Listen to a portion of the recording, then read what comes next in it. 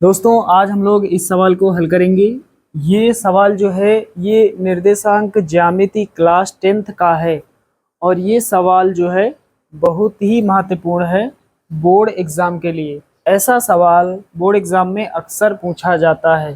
तो चलिए एक बार सवाल पढ़ लेते हैं, उसके बाद इसको हल करते हैं। बहुत ही आसान सवाल है।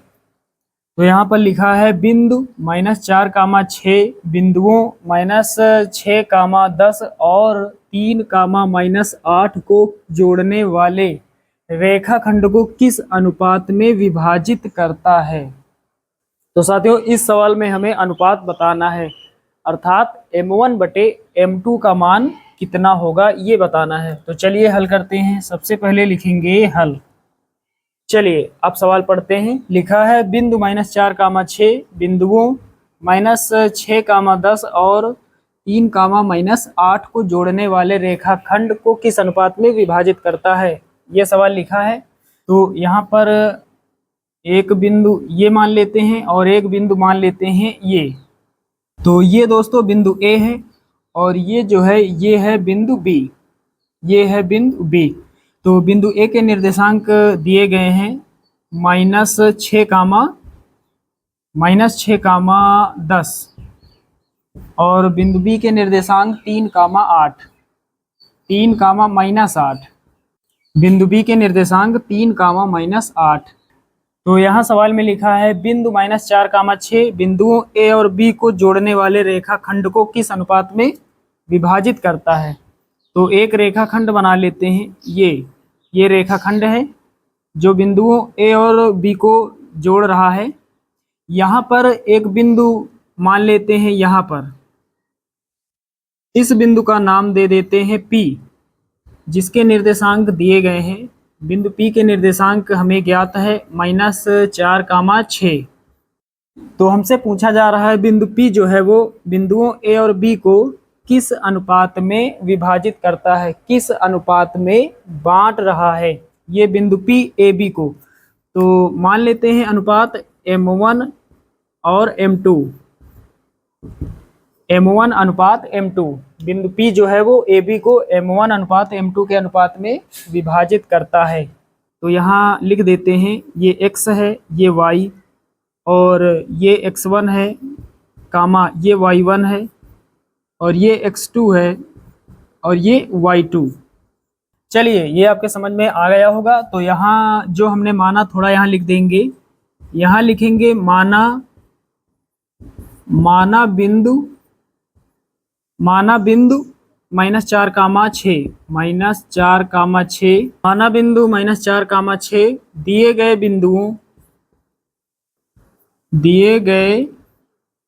बिंदुओं को M1 अनुपात M2 के अनुपात में विभाजित करता है। तो यहाँ पर हमने लिख दिया ताकि आपको अच्छे से समझ में आ जाए। हमने क्या लिखा, माना बिंदु -4, 6 दिए गए बिंदुओं को M1 अनुपात M2 के अनुपात में विभाजित करता है। चलिए दोस्तों अब फार्मूला लगा देते हैं। अंतः विभाजन का सूत्र क्या होता है। तो साथियों x के लिए होता है mx प्लस mx बटे m प्लस m और दोस्तों y के लिए होता है my प्लस my बटे में m प्लस m।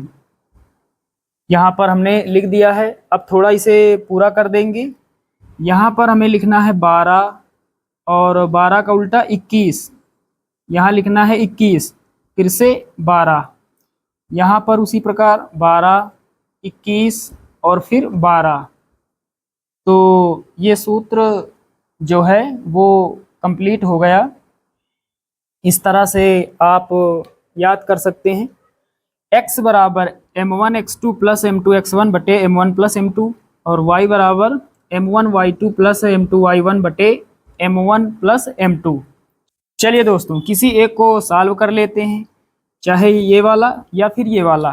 तो चलिए इसको सॉल्व करते हैं। यहाँ पर रख देते हैं मान। तो y का मान कितना है, y का मान कितना है 6, y का मान 6, 6 लिखेंगे बराबर m1, m1 कितना है, m1 का मान हमें निकालना है तो m1 लिख देंगे, गुणा लगाएंगे y2, y2 कितना है माइनस का 8 प्लस m2 है, m2 को लिख देंगे क्योंकि निकालना है, y1, y1 कितना है, y1 है 10, y1 का मान कितना है 10 और बटे में m1 प्लस m2, इसको वैसा ही लिख देंगे m1 प्लस m2। चलिए अब इधर सॉल्व कर लेते हैं। पहले 6 है तो ये 6 लिखेंगे, पहले बराबर लगाएंगे, माइनस है आगे प्लस है, माइनस गुणा प्लस माइनस होता है, 8 का गुणा m1 से होगा तो 8 m1 हो जाएगा। उसके बाद यहाँ प्लस है तो ये प्लस लगा लेते हैं, 10 का गुणा m2 से होगा तो 10 m2 हो जाएगा और बटे में कितना हो जाएगा, बटे में m1 प्लस m2। चलिए आगे हल करते हैं। ये इधर भाग में है, m1 प्लस m2 बराबर के इस तरफ बटे में है, भाग में है, इधर गुणा में हो जाएगा। 6 का गुणा m1 के साथ होगा और m2 के साथ भी होगा तो कर देते हैं, 6 का गुणा m1 के साथ होगा तो 6m1 हो जाएगा, प्लस लगाएंगे, 6 का गुणा m2 से होगा तो 6m2 हो जाएगा, बराबर लगाएंगे, माइनस का 8m1, माइनस का 8m1 plus 10m2 plus 10m2। चलिए अब m1 वाले पद को एक तरफ और m2 वाले पद को एक तरफ, तो 6m1 है और 8m1 है, ये माइनस में है, इधर आएगा प्लस का हो जाएगा तो ये प्लस का हो जाएगा 8m1 और ये 6m1 प्लस का 6m1 बराबर लगाएंगे, प्लस का 10m2 है, प्लस का 10m2 ये हमने लिख लिया। इसके बाद ये प्लस का 6m2 है, इधर आएगा 10m2 के पास तो माइनस का हो जाएगा 6m2, तो 8m1 प्लस 6m1 कितना हो जाएगा, 8 6 14, 14m1 हो जाएगा बराबर 10m2 में 6m2 घटाएंगे कितना बचेगा, 4m2।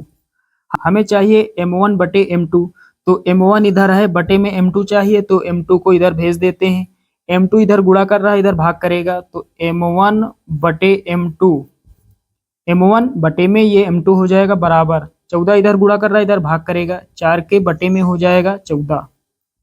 अब 2 से काट देंगे, 2 दूना 4, 2 सते 14, तो m1 बटे m2, इसको अनुपात में हम लिख सकते हैं m1 अनुपात m2, बटे का मतलब अनुपात होता है, m1 बटे m2 को हम लिख सकते हैं m1 अनुपात m2 बराबर कितना हो जाएगा, 2/7 को हम लिख सकते हैं 2:7 और यही हमारा फाइनल आंसर हो जाएगा। तो साथियों ये सवाल आप सभी लोग अच्छे से समझ गए होंगे। चलिए दोस्तों मिलते हैं कल फिर अगले वीडियो में, तब तक के लिए जय हिंद।